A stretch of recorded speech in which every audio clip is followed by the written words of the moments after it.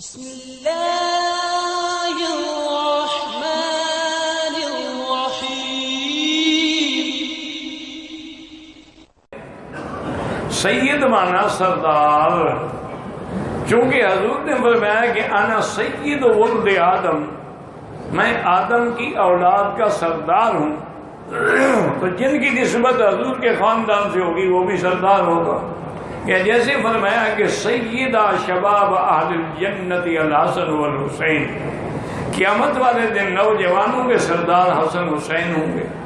جیسے فرمایا سیدۃ النساء فاطمہ الزہرا، جنت میں عورتوں اور خواتین کی سردار جو ہے سیدہ فاطمہ ہوگی رضوان اللہ علیہم، اور جو بڑے ہیں ان کے سردار ابو بکر و عمر ہوں گے۔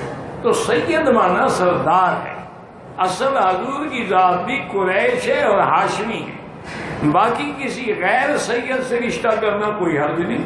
سرکار دو عالم نے اپنی دو بیٹیاں دی ہیں حضرت عثمان کو، تو حضرت عثمان تو بنو امیہ سے تھے، وہ تو نہ قریشی تھے نہ ہاشمی تھے۔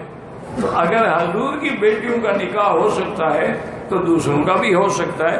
یہ بات علماء نے لکھا ہے کہ آدمی کوشش کرے کہ خاندان برابر کا ہو، اس کو کہتے ہیں کفر، یعنی ہر لحاظ سے برابری ہو تو پھر وہ رشتہ نبھتا ہے۔ اگر ایک اعلیٰ خاندان ہے ایک کم ہے تو پھر بڑی مشکل ہو جاتی ہے۔ جیسے حضور پاک نے اپنی پھوپھی بی بی زینب کا نکاح حضرت زید سے کر دیا، تو حضرت زید کو ہمیشہ ان کی بیوی کہتی تھی کہ میں تمہارے ساتھ نکاح کرتی، تم تو ایک غلام ہو، یہ تو حضور کا حکم تھا، میں نے انکار نہیں کیا، ورنہ میں تمہارے ساتھ نکاح نہ کرتی۔ انہوں نے کئی دفعہ حضور کو شکایت کی، آخر نتیجہ کیا نکاح طلاق ہو گئی۔ تو اس لیے اگر برابر کے خاندان ہوں تو بڑی اچھی بات ہے۔ شادی جو ہے کس کی مرضی سے کرنی چاہیے؟ والدین کو، والدین بھی، اور جس سے آپ شادی کرنا چاہتے ہیں وہ بھی راضی، کیونکہ اگر وہ راضی نہ ہو صرف آپ کے والدین راضی ہیں تو کوئی فائدہ نہیں۔